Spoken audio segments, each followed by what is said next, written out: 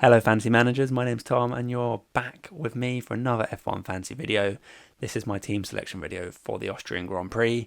In this video I will be discussing obviously what happened in Canada, because quite a lot happened in Canada in terms of fantasy, a couple of surprises, a couple of regrets, and a couple of things to think about going into the next race. So we'll have a little look at that for a couple of minutes. And then we'll obviously have a look at my actual team ideas going into Austria. I've got three free I can never say this. I've got 3 free transfers going into the next race, so I've got quite a nice bit of utility, so that'll be certainly interesting to see what I can do with that. And I also want to have a little think about what on earth's going to happen to anyone that went Norris, because I'm sure there'll be some Norris owners out there who are just like, ugh. I don't blame you, because I almost went Norris myself, didn't quite go there, but yeah, I will be discussing kind of Norris options as well. But before that, we have got to take a moment of reflection. I think it's about time we did bring back the violin, because like I said, there were some very poor results. I've just picked out 3 that I've seen on Twitter. A couple of them were submitted to me.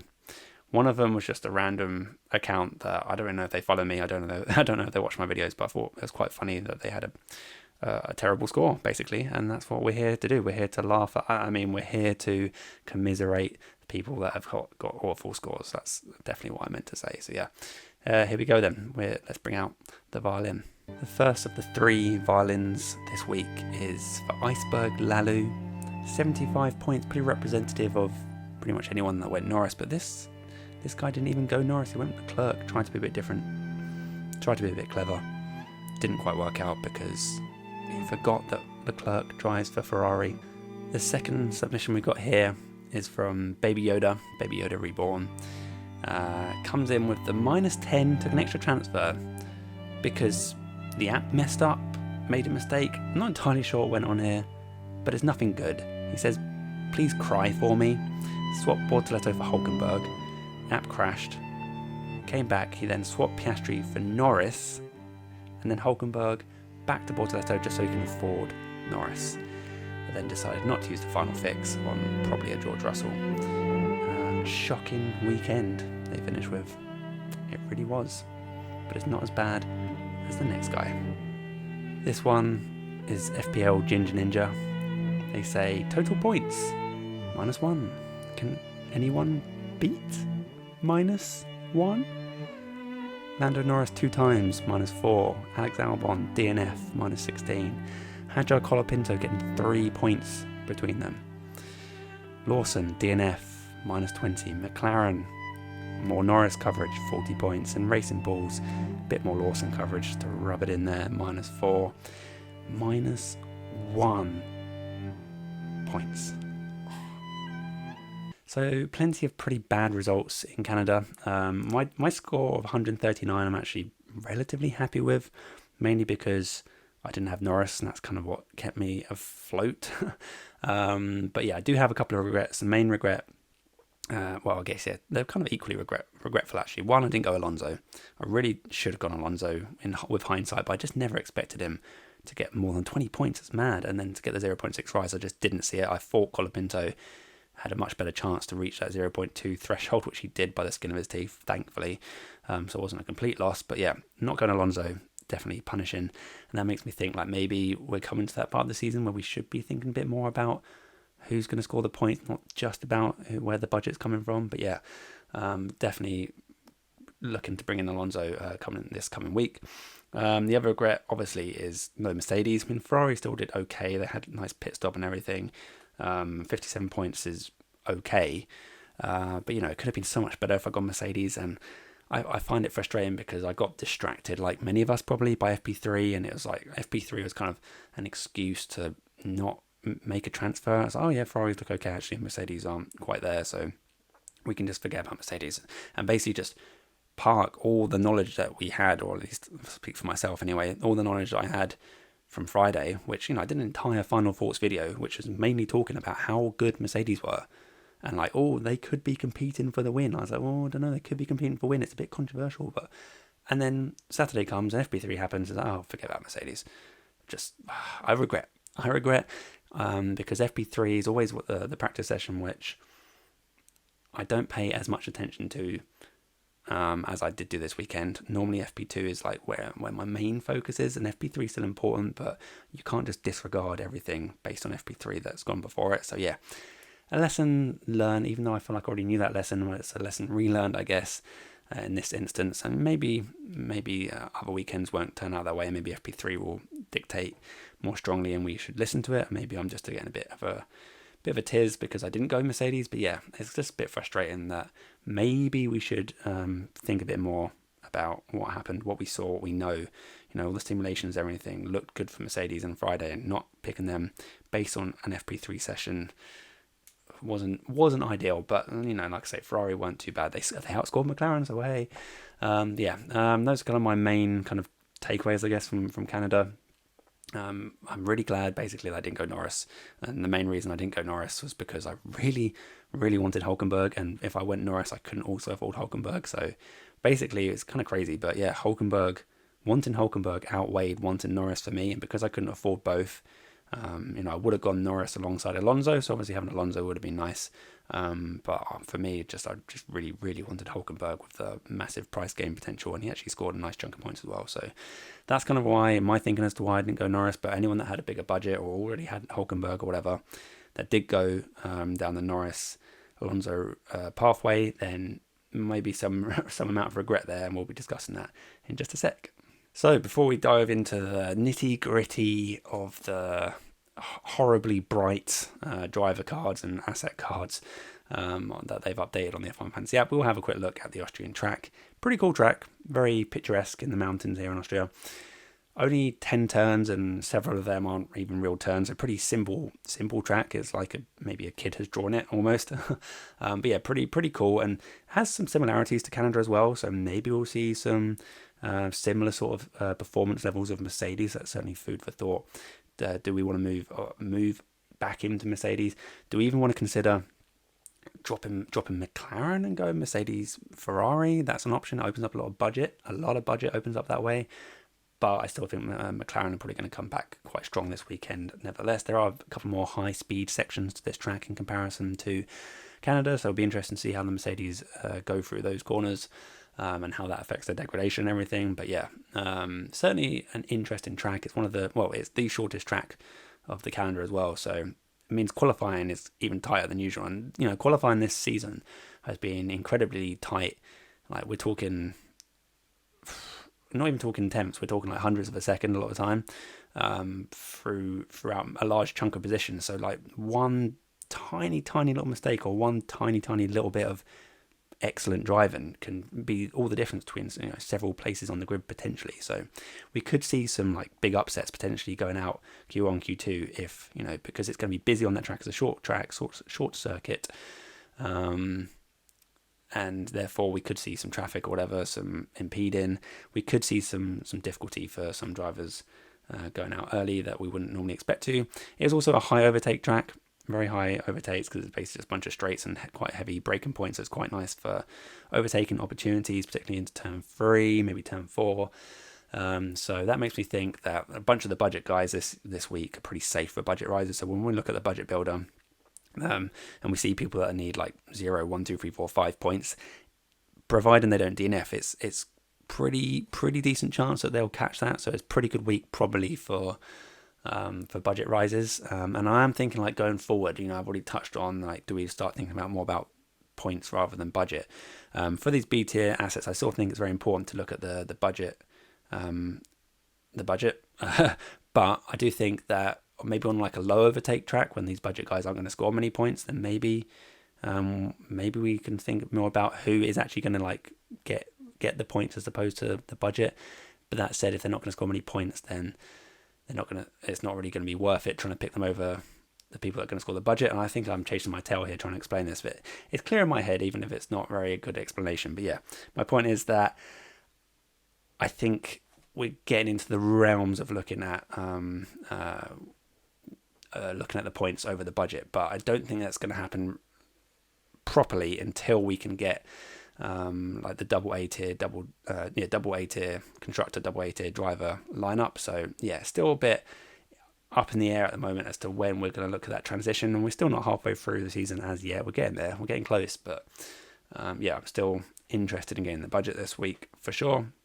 I have got down there the weather, and the weather, this is like 10 days out, I think, from as of the time of recording, so it's never very reliable. I have got there like sun and cloud on there. It does look pretty hot, another thing to consider for the Mercedes, although Mercedes did look good in Canada and it's quite warm.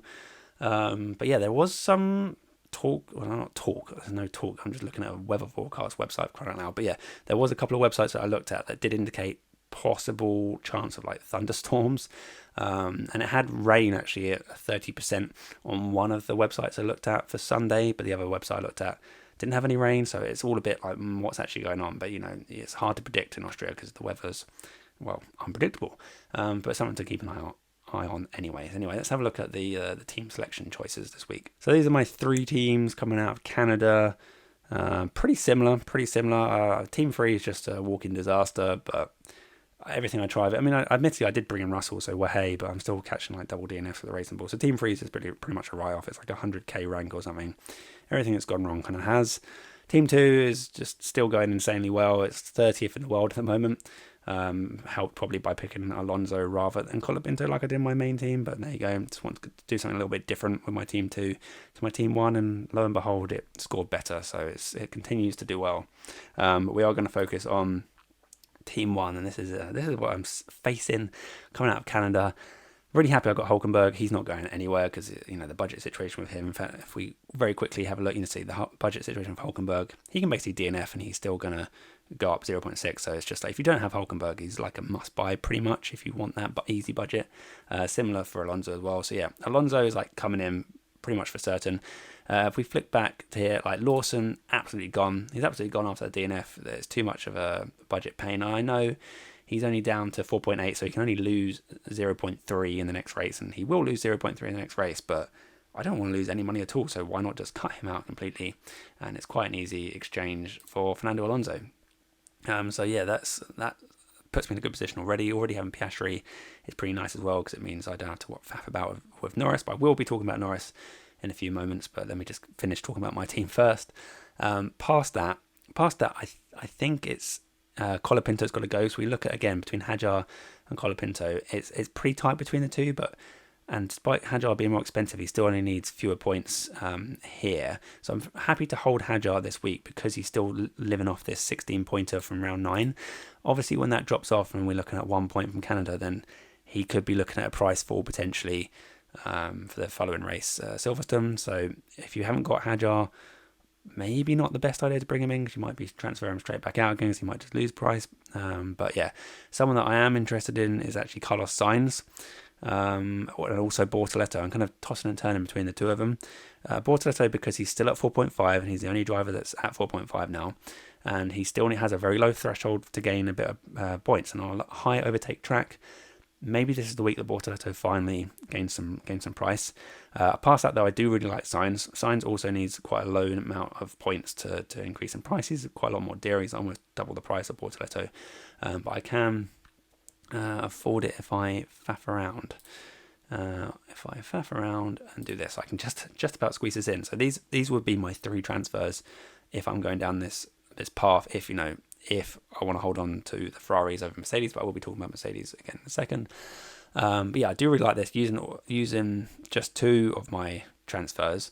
And yeah, did I just say using 3 of my transfers? I don't know. It'll be another long day. But yeah, using 2 of my transfers to get to this team, and then having 1 left over to either potentially drop down to Mercedes or just hold Ferrari, or roll a third, have 3 transfers again in Silverstone. It's quite nice where possible if you can like hold a third transfer, if it's nothing like that you really need to move around, then it's a great opportunity because I don't have my wild card, so the more often I can hold 3 transfers open, the better, because you never really know when that kind of wild card opportunity is going to come about. And for someone that had to use their wild card after the first race of the season, I am definitely keen to have that third transfer open as much as possible. So I could just leave it like this.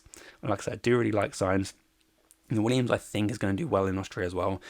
It should have done well in Canada, and Sainz did okay. Didn't qualify well because of the impeding, but he managed to move up, get some positions, gain a couple of overtakes, whatever. What did he actually score in Canada? 13, 6 overtakes, 6 positions gained, pretty standard there, and a point for finishing 10th. So yeah, I think the Austrian track as well will suit them. it's not got their weakness, which is these long duration corners. They're good in the straight, etc. So yeah, I do think that the Williams should go well. So having some coverage there is not too bad, I would say. Past that, do I want to use my third transfer? If I did, the only realistic thing I would probably be looking to do is moving Ferrari to Mercedes, and that's if Mercedes continue their good form. Now, obviously, Ferrari, plenty to say about Ferrari and Mercedes here. So the reason why I want to stick with Ferrari perhaps is because of their pit stops. If we see what they did in Canada, fastest pit stop 10 points, overall fastest pit stop 15 points again from pit stops, compared to to the Mercedes fastest pit stop just 5 points. So a consistent difference there of 5 to 10 points for Ferrari, but is that enough to hold on to them?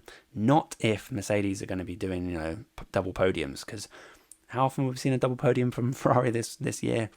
We haven't. So yeah, maybe Canada was a track that suited Canada. God's sake, maybe Canada was a track that suited Mercedes, and they capitalized on it.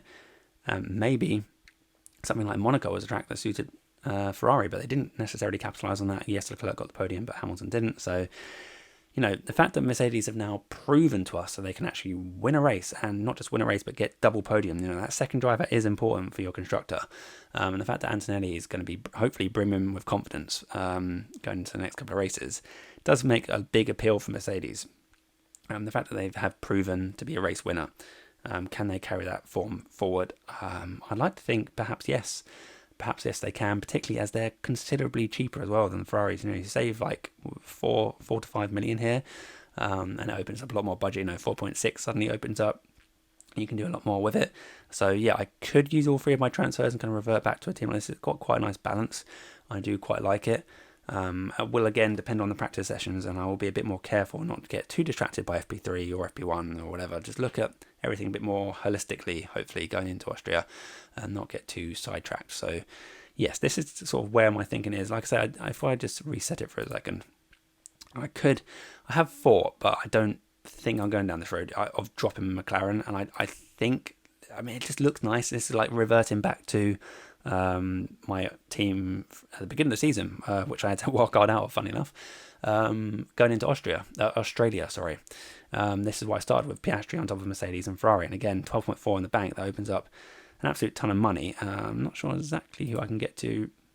If I cut down everyone, I could probably get actually, I'm not sure I can get Russell because of the price increases 4.6. Yeah, so I'm tiny bit short, but I can imagine there'll be some people with an extra, say, an extra million than me or something in the budget. Plenty of people out there watching this video that have that. Would you consider going with a team like this if you could afford, like an Alonso in here? That actually looks pretty sweet, to be honest. Like Colapinto, not ideal, but it could get a price gain. Bortoletto, again, can't lose any value in him, and he could get a price gain. Alonso in here keeps going up in price, and then just like tons of points. I don't know, kind of like it. For me personally, I'm not going down that road because I like the balance of my team at the moment, and I don't need to do anything too drastic. And I think it would be a bit too knee-jerky to just drop McLaren, because I genuinely think it's probably just like a bit of a one-off what happened in Canada. And I think they'll probably bounce back quite strongly here in Austria. So, and it's one of Norris's stronger tracks as well. He's got a good record around here. So yeah, I'm looking to more hold this kind of main structure, just ditch off like the Lawson, Colapinto, probably bring in someone like Sainz and Alonso, and that's kind of where my thinking is at the moment. So we will have a think about what's going to happen with Norris Owners. Let me just cut some stuff down so it looks like more what you guys have got. What to do with Lando Norris? So people who've got Lando Norris have probably got like an Alonso in here as well. And maybe like a Lawson. So there's probably a few teams out there that look kind of like this, I'd imagine. And this is similar to what I would have gone for if I didn't want Hulkenberg so badly. Like, thank God Nico Hulkenberg exists, because he drew me away from the Norris build. What to do if you still want Norris? I think you, at the moment, I can't just give you a definitive answer because we don't know what's going to happen in the practice sessions, etc. But I will give my thoughts. That move was never on in Canada. That move was just never on. The very first time I watched it, I was like, whoa, that looked like there was no space. And they showed the replay, and I was like, yeah, there wasn't space there. Why did he do that? Why didn't he just, if he's going to go for it, why didn't he go down the right? I'm like, that's easy to say for me, sitting in my armchair watching the race, and he's going at like 200 miles per hour and has that split second to make a decision. But maybe, I don't know, it was clearly a misjudgment, and he owned up to that fine. But we consistently are seeing mistakes from Lando Norris in the race now, not just in qualifying, although qualifying he kind of messed up as well, which put him in this position in the first place. So it does have me concerned if I was a Norris owner. Is this going to happen? And obviously we had Norris here last year clashing with Verstappen, so not the best history here last time out. But historically, past last year, he has done well here. But it does give me some concern if I was a Norris owner going forward because of this kind of just lack of form, basically. And the fact that he's quite expensive as well. If we flick it back to the budget build as well, he's now looking at a price drop, to be honest. Yeah, I mean, even if he wins the race, he's going to drop like 0.1. And if he doesn't at least come second, he's gonna drop to the maximum. So it's rough to keep hold of Norris in this instance. But, if you have him, it should be quite easy to just chop him down. Probably bring back a Piastri. Arguably, maybe a George Russell, particularly as now George Russell's so easy to go up in price. He's much more likely. He just needs to finish the race 5th or 6th, and he's going to go up. Probably not even that. But yeah, I do think Piastri's probably still the favourite 2 times.